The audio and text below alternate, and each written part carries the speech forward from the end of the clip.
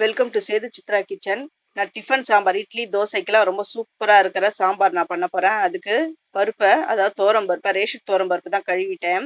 கழுவி எடுத்துகிட்டு வந்திருக்கேன். பெருங்காயம், மஞ்சள் பொடி, வெங்காயம், தக்காளி, பச்சை மிளகா. ஏன்னா பச்சை மிளகா கொஞ்சம் ஜாஸ்தியாக போட்டுக்கிறேன். ஏன்னா இதுக்கு மிளகாய் தூள்லாம் நான் போட போகிறதில்ல. இந்த பச்சை மிளகாய் காரம் தான் இந்த சாம்பாருக்கு. அதனால பச்சை மிளகாய் கொஞ்சம் ஜாஸ்தியாக சேர்த்துக்கிட்டேன். நீங்கள் உங்கள் காரத்தை பார்த்து சேர்த்துக்கோங்க. நான் தண்ணியை விட்டுட்டு இதை ஒரு 2 விசிலுக்கு நான் குக்கரில் நான் வைக்க போகிறேன்.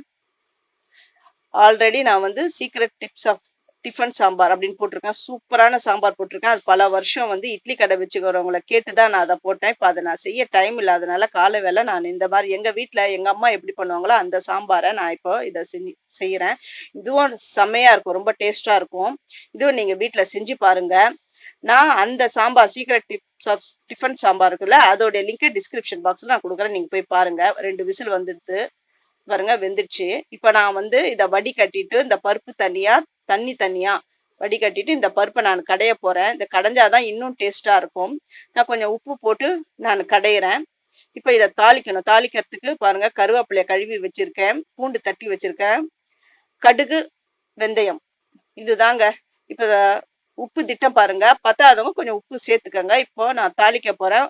தாளிப்பு சட்டியில எண்ணெய் சேர்த்துட்டேன், கடுகு வெந்தயம் சேர்த்துட்டேன். கடுகு பொரியட்டும். வெந்தயம் செவந்த உடனே தட்டி வச்சிருக்கிற பூண்டு அதுல சேர்த்துட்டு, பூண்டு கொஞ்சம் நல்லா வறுபடணும்.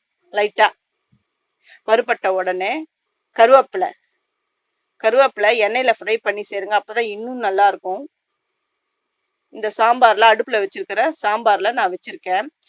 நம்ம கடைஞ்ச உடனே தேவையான அளவு தண்ணி கொஞ்சம் நம்ம விட்டுக்கலாம். அதை மறுபடியும் அடுப்புல வச்சு தாளிச்ச உடனே இது கொதி வரணும். கொதி வந்த உடனே டிஃபன் சாம்பார் ரெடி ஆயிடும். இந்த சாம்பார் செஞ்சு பார்த்துட்டு எனக்கு கமெண்ட் பண்ணுங்க.